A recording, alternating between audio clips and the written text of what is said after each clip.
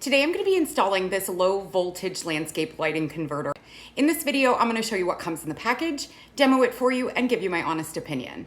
The seller did send this to us in exchange for a video. However, all of the views and opinions in this video are my own. I've never understood why these low voltage landscape transformers are so heavy, but they are really, really heavy.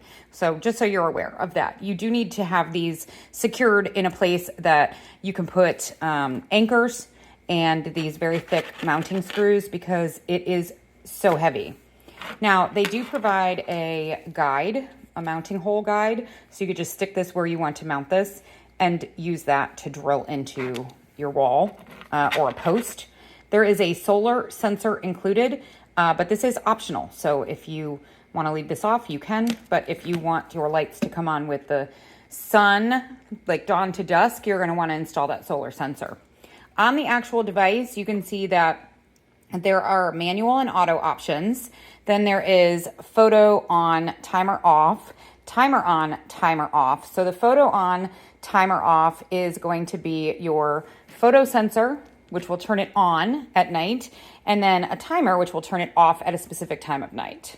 And then we do have a test option as well. There are some buttons here. We'll plug this in and test all of these features, but for now, I just want to show you what options are included.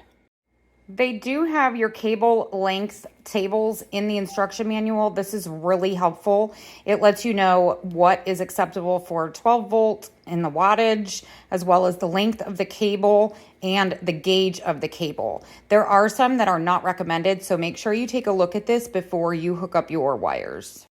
These are your common ground terminals. You also have 12 volt terminals and 15 volt terminals.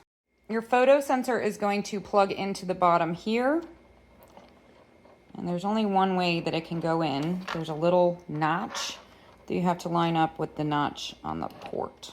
Please keep in mind that this is only the transformer, so you are going to need actual wire, low voltage wire, as well as low voltage lights in order to use this.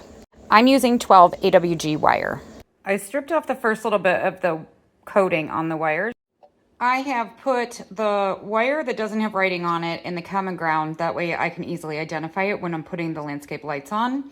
And then the 12 volt I have with the writing on this wire. All I did was take the outer coating off, put them in this little slot, and then screw down these screws. My low voltage landscape lights came with connectors, but you may need to purchase these as well. This allows you to connect the light to the wire to the low voltage transformer. This is what it should look like when you're done. Because I don't know where I want to put these yet, I'm going to test this out in the house. Oh, there we go. It works. That means I have it set up correctly, which is fantastic. I'll set the clock. It's PM. 1.